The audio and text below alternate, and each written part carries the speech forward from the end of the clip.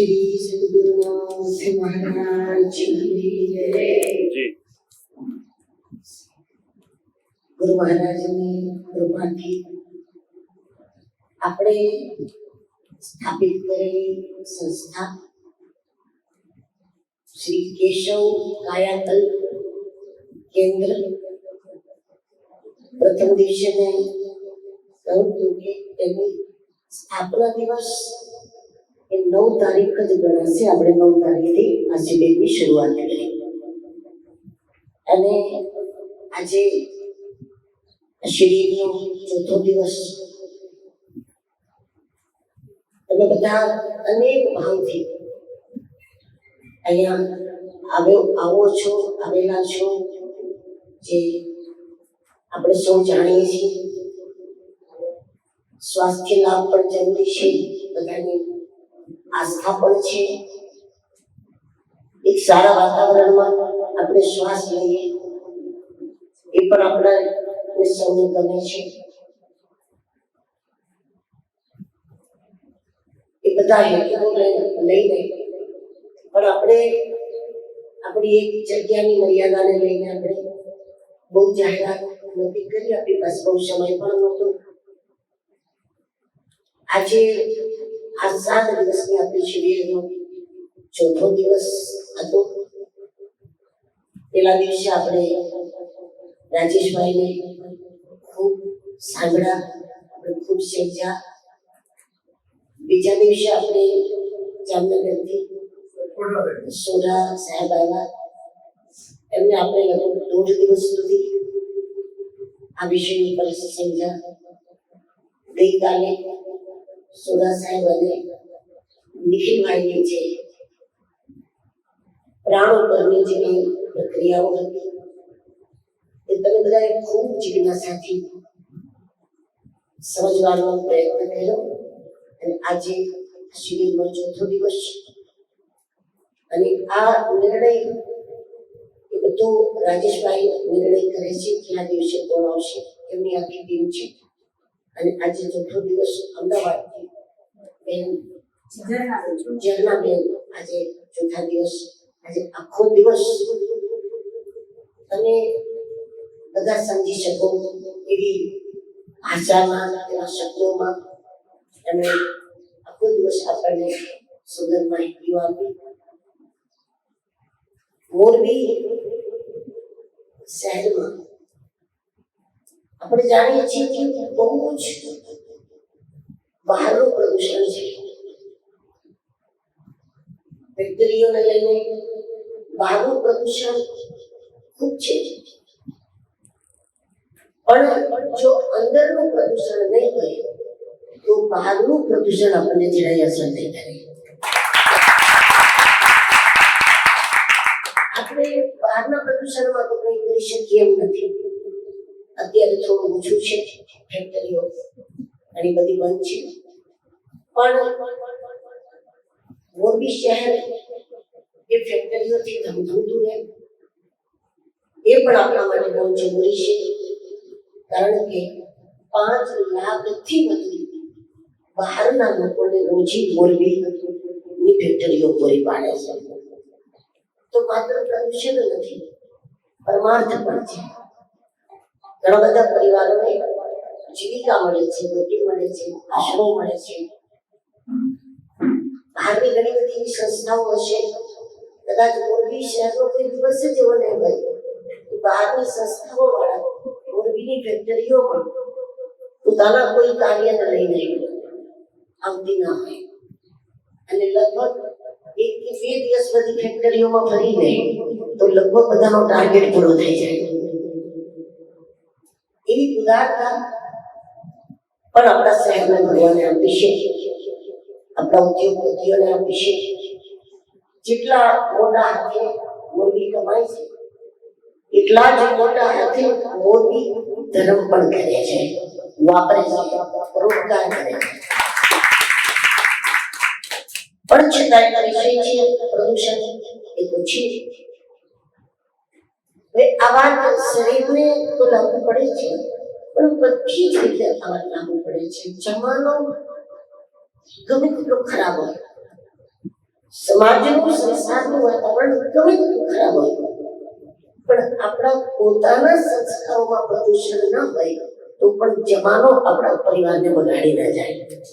આપણા ઘરની અંદર સંસ્કાર હોય, આપણા બાળકોમાં સંસ્કાર હોય તો બહારનું પ્રદૂષણ પછી શરીરનું હોય કે નહીં હોય પણ બહારના જે પ્રદૂષણ છે એ આપણને માત્ર 10% અસર કરે છે, માત્ર 10%. પણ અંદર જો પ્રદૂષણ ના હોય, આપણે દુઃખી છીએ, આપણે હેરાન છીએ, આપણા સ્વભાવમાં દોષ છે, આપણા વિવેકનો અભાવ છે, એ જે કંઈ છે એ બધું જ 90% પ્રદૂષણ આપણી અંદર છે. અને એટલે બહારનું 10% પણ સફળ થઈ જાય. પણ જો આપણી અંદર જ નહીં હોય પ્રદૂષણ, આપણા ફેફસા ચોખ્ખા હશે, આપણું પેટ ચોખ્ખું હશે, એમ આપણી અંદરની જે સિસ્ટમ છે, બહારની સિસ્ટમમાં આપણું કંઈ ન ચાલે. આપણે નહીં કહી શકીએ કે કારખાના ઓછા કરો, આમ કરો, તેમ કરો, આપણે કંઈ નહીં કરી શકીએ. પણ બહારનું પ્રદૂષણ આપણા ઉપર સફળ ન થાય એવું તો આપણે ચોક્કસ કરી શકીએ, કારણ કે આપણે આપણા ઉપર પ્રક્રિયા કરતા. ઘણા લોકો કહે ને કે સ્વભાવ જાય નહીં, પ્રાણ પ્રકૃતિ સુધરે નહીં, બદલે નહીં, સ્વભાવ જાય નહીં. પણ એવા લોકોએ આ સૂત્ર બનાવી દીધું છે, જેને સ્વભાવ સુધારવો જ નહોતો એને આ સૂત્ર બનાવી દીધું છે. એ સાચી વાત નથી. સ્વભાવ એટલે આપણો ભાવ, સ્વનો ભાવ. તો આપણે બીજાના સ્વભાવમાં ફેરફાર ન કરી શકીએ, આપણામાં તો કરી જ શકીએ ને. આપણા ઘરમાં તો આપણું ચાલે ને, બીજાના ઘરમાં ન ચાલે, આપણા ઘરમાં આપણું ચાલે. તો આપણે પ્રયત્ન કરીએ તો ચોક્કસ એમાં ફરક થઈ જાય, ચોક્કસ સુધારો થઈ જાય. બધા પ્રયત્નો આપણે કરીએ સારા રહેવાના, સ્વસ્થ રહેવાના. આપણે લોકોએ એવું માનવું જોઈએ, નક્કી કરી લેવું જોઈએ કે વારંવાર બીમાર થવું એક ગુનો છે. અસલમાં વારંવાર બીમાર થવું એક ગુનો હોવો જોઈએ. આપણે ત્યાં આ ગુનામાં નથી આવતું એટલે આપણે આટલા બધા લાભ મળે છે. જે 12 મહિનામાં 10 વખત દવાખાને જાય, 12 મહિનામાં 5 વાર દવાખાને જાય, એ ખરેખર ગુનો ગણવો જોઈએ. દેશમાં તો આપણે ન કરી શકીએ પણ ઘરમાં તો આપણે કરી શકીએ. તો બીજી વારંવાર દવાખાને જાય તે એ ગુનેગાર કહેવાય. ઘરની અંદર આપણે ઘરની કોર્ટમાં આપણે ગુનેગારની માનવા જોઈએ. કારણ કે 90% આપણા સ્વભાવનો, આપણી તબિયતનો, આપણા શરીરનો એ આપણા ઉપર છે કે આપણે અંદરના પ્રદૂષણને રોકી. બીજા જન્મોમાં આપણે બધું કરેલું છે, ખાવું પીવું બધું કરેલું છે, પણ બીજા જન્મ કરતા આપણા ભારતમાં નહીં હોય એવું પણ મને. પણ સંયમ કરવો એ આપણે જ્યારે ભારતમાં જન્મ્યા છે ત્યારે જ આપણને સંયમમાં રહેવાનો આપણને અવસર મળ્યો છે. આપણા ઉપર જો આપણું નહીં ચાલતું હોય તો આપણું કોઈ ઉપર ચાલવાનું નથી. આપણે પોતે જો બ્રેક વગરની ગાડી હોય, ગમે તે ખાઈ લો, ગમે તેમ કરી લો, તો કોઈ કંટ્રોલમાં નહીં રહે.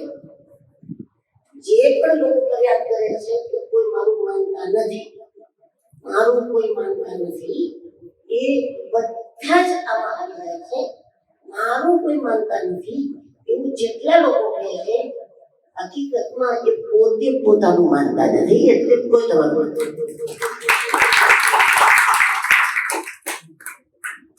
જે તમારું નથી માનતા, તમારો પરિવાર છે, તમારા છોકરા છે, તમારું નથી માનતા, એને પાસે તમે અમારી સામે બેસાડો, તમે કહો તો માનશે. તમારા તો કઈ થતા નથી, અમારા તો કઈ થતા નથી, તો અમારું શું કામ માને? માને છે, અમારું શું કામ માને? અને તમારા છે તમારું કેમ માને? એનું કારણ કે તમે જ તમારા કિતાબમાં નથી, એટલે તમારા કિતાબમાં કોઈ રહેતું નથી. સાધુ સંત પોતે પોતાના કંટ્રોલમાં, અને એટલે એના કંટ્રોલમાં આખી દુનિયા કરી છે. તો શરીરને સતત સારું જ રહેવું છે. શરીરને બગડવું જ નથી, એ શરીરની પોતાની પ્રતિક્રિયા છે. તમે સંકલ્પ કરો મારે પરાધીન નથી થવું, મારે કોઈને આધીન નથી થવું, એવો સંકલ્પ કરો અને સંયમ કરતી વખતે તમે નક્કી કરી લો આનાથી મારો રોગ જવાનો છે, મને છે જ નહીં, એવું કરી નક્કી કરી લો. મને રોગ જ નથી, મને સંયમનો અભાવ છે. ખાસ કરીને ફરિયાદ કરવી એ જેમનો સ્વભાવ પડી ગયો હોય એ કંઈક ને કંઈક ફરિયાદ એને મળી જ રહે, એટલે પછી કાંઈ નહીં બોલે મને અહીં દુખે છે, મને અહીં દુખે છે. તમે પૂછો તો બોલીને તને ક્યાં દુખે છે બોલે, એટલે બોલે છે. બસ અમે લોકો પૂછતા નથી તને ક્યાં દુખે છે, એટલે કેમ બોલતો. તમે ફરિયાદની ચાન્સ આપો છો, ફરિયાદનો મોકો આપો છો, એટલે બોલી દે. તો ભૂખ છે, રોગ છે, આ દરેક વસ્તુ આપણે એવા ઘણા બધા અનુયાયીઓ છે. નવરાત્રી તમે જોઈ હોય ઇન્દોરને લગભગ 1500 લોકો જોડાયેલા હોય છે. એ સમય એ 1500 માંથી 500 લોકો એવા હોય છે કે નવરાત્રીમાં 9 દિવસ દોડે અને કોઈને પાણી પીવાની યાદ ના હોય, કોઈ વગર પાણી બધે કામ કરે. મોટા ભાગના બધા નિર્જળા હોય અને દિવસ રાત બધા દોડતા હોય. તો ભૂખ એ શરીરને ભૂખ લાગે, શરીર માંગે ત્યારે આપો, શરીર માંગે ત્યારે આપો, મન માંગે ત્યારે ના આપો. માગણી કોની છે ને આપણને ખબર હોય.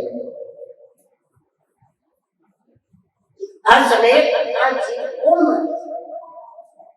મન માંગે છે આ ખાઈ લો, આ ખાઈ લો, આ ખાઈ લો.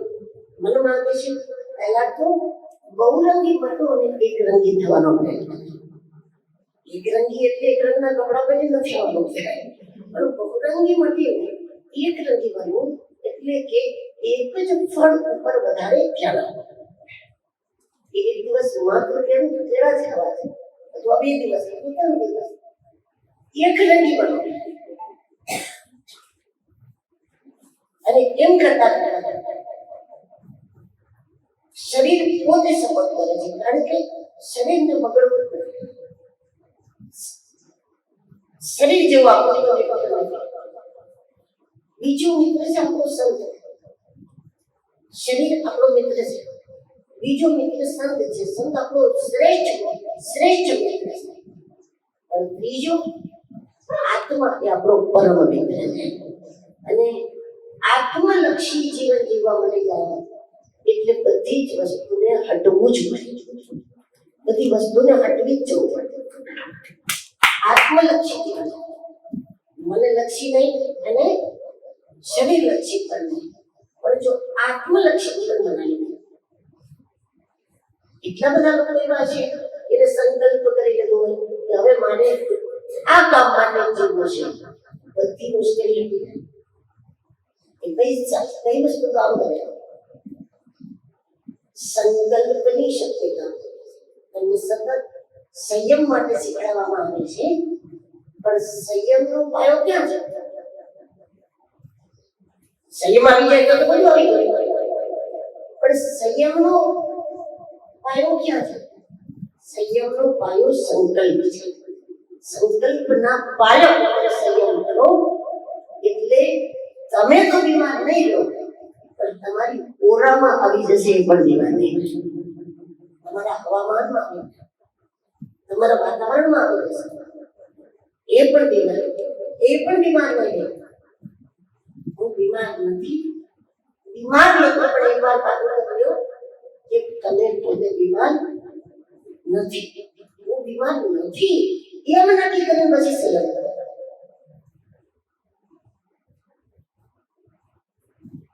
તો એ વસ્તુને જગ્યા ન મળે, કારણ કે વિચારોમાં બહુ તાકાત છે.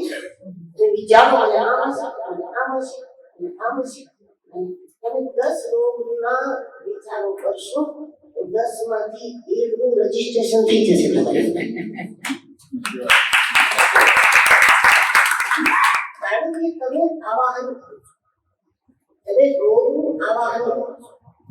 જેમ દેવતાનું આવાહન આપણે કરીએ મૂર્તિમાં, એટલે દેવતાઓ આવી જાય. ગણપતિનું આવાહન કરો એટલે આવી ગયા, શિવજીનું આવાહન કરો શિવજી આવી ગયા. આ બધું જ વિચાર પર આધારિત છે. શરીર જેવું હોય એવું સાવ સડી જાય, તમે વિચારથી સ્વસ્થ થઈ જાવ. એક વાત વિચારથી સ્વસ્થ. કારણ કે જેનું તમે આવાહન કરશો એ આવશે.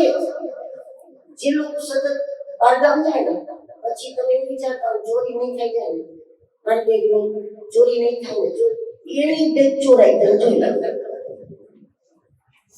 જે લોકો શંકા જ કરતા હોય મારું આ ખોઈ જશે, મારું આ ખોઈ જાય, મારા ચપ્પલ ખોઈ જાય, એનું જ ખોવાય. કારણ કે એને ચોરનું આવાહન થાય. કોઈ લઈ જશે, કોઈ લઈ જશે, કોઈ લઈ જશે. એટલે ચોરનું આવાહન થાય, કોઈની અંદર લેવાની વૃત્તિ ઉત્પન્ન થાય.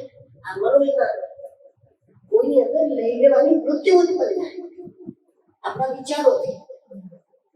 હવે ભૂત પ્રેતની કલ્પનાઓ કરો તો ખંડેર છે, અહીંયા કઈ થતું હશે, અહીંયા કઈ થતું હશે, અહીં ભૂત હશે, પ્રેત હશે. અને એ જગ્યામાં તમે કલાક નહીં બેસો ત્યાં તમને કઈ ભણતર આવશે. ત્યાં તમને કઈ, કારણ કે તમે આવાહન કર્યું. એટલે ભૂત નથી એમ નહીં, હતું નહીં પણ તમે બોલાય, હતું જ નહીં. તમે આવાહન કર્યું, વિચારથી આવાહન કર્યું. એટલે જેનું આવાહન આવે. એટલે એક વાત પાકી કરી લો કે હું સ્વસ્થ છું. બીજું, જીવન શેના માટે? એટલે લક્ષ્ય નક્કી કરો. ઘર તો સાચવવાનું જ છે, પરિવાર તો સાચવવાનો છે, એટલે તો એક કર્તવ્ય છે માત્ર, એને કરવાનું છે. પણ જીવન શેના માટે? શેના માટે? સમાજ માટે, પ્રકૃતિ માટે, વૃક્ષો માટે, જગતને પ્રેરણા આપવા માટે. એવું નક્કી કરો. કારણ કે સાધક કોને કહેવાય? સાધક જેને લક્ષ્ય નક્કી થઈ ગયું એને સાધક. તમે માત્ર એટલું નક્કી કરેલું મારી મારા ઘરના વડીલો માટે જીવવું છે તો પણ તમે સાધક છો. તમે નક્કી કરો મારી ગાયો માટે જીવવું છે તો પણ તમે સાધક છો. લક્ષ્ય નક્કી થઈ જાય ને તો ઘરમાં રહેવું એ પણ સાધના છે. અને જેને લક્ષ્ય જ નક્કી નથી થયું તો આપણે શું કામ રહીએ છીએ? એ મંદિરમાં બેસે ને કોઈ સાધના નથી, એ રખડ પડે, ભટકાવ. એટલે લક્ષ્ય નક્કી કરો, પાકું કરો હું સ્વસ્થ છું. એ નક્કી કરી લો તમે કે મને કઈ તકલીફ નથી, મને કોઈ બીમારી નથી. એ વાત તમે પાકી કરો, બરાબર? અને એટલે તમે કોને આવાહન કર્યું? અને સ્વાસ્થ્યનું આવાહન. હું સ્વસ્થ છું, હું સ્વસ્થ છું. આપણી અંદર 90% છે એ અંદરના પ્રદૂષણને આપણે કાઢવા માટે આ સરસ મજાની શિબિર છે. આજે 4થો દિવસ પૂરો થયો. બેન સરગાબેનને માર્ગદર્શન આપ્યું અને હજુ આપણી પાસે 3 દિવસ છે, આ 7 દિવસની છે. આપણે શરીરમાં ત્યાંથી કાઢવાનું, વિચારમાંથી આપણે મેલ કાઢવાનું છે. એટલે શરીર માટે આપણે બધી સાધનો બધું આપવું છે. આપણું પેટ ચોખ્ખું થઈ જાય, એકદમ સાફ થઈ જાય.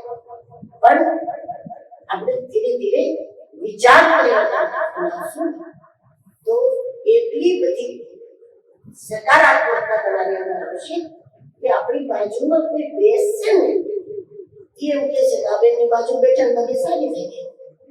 ઘણા લોકો આપણા અનુયાયીઓના 80% લોકો એવા છે એ લોકોની તકલીફ ઘરની હોય, પૈસાની હોય, ધંધાની હોય, શરીરની હોય, છોકરાની હોય, એ ખાલી કાને નાખે, ખાલી કાને નાખે. ઘણી વસ્તુમાં હું કહું મારો વિષય નથી, કે અમે કાને નથી દીધું, અહીંયાથી અમને તમને લાભ થાય છે. કાને નાખો ને મને બડો પડી જશે. કારણ કે આપણે આ વસ્તુ અસલમાં સમાજ ત્યારે સ્વસ્થ થાય, આખો સમાજ ત્યારે સ્વસ્થ થાય. આ એક મારાથી થશે કે નહીં એમ હારી કે મારી થોડી વાર લાગે. અને ત્યારે વ્યાસજીને નારદજી એટલા ગુરુએ એની પાસે જઈને કીધું કે જો તારે આખી દુનિયાને સુખી જોવી હોય તો દુનિયાના વિચાર ઉપર રાજ કરવાનું ચાલુ કરી. લોકોની હરકત બદલશે ત્યાં સુધી લોકો સાવ સુખી નહીં થાય. પણ લોકોના વિચારમાંથી જ્યારે આપણે કચરો કાઢશું, વિચારમાંથી પ્રદૂષણ કાઢશું, તો ત્યાર પછી વિચાર સુધી જઈને આખું વિશ્વ તમને મંદિર જેવું લાગશે. એટલે આપણે આપણા વિશ્વને એટલે આપણા ઘરને, આપણું ઘર આપણું વિશ્વ છે, આપણો પરિવાર આપણું વિશ્વ છે, તો એ આખું આપણું વિશ્વ મંદિર જેવું થઈ જશે. ચરણોને ધન્યવાદ. જય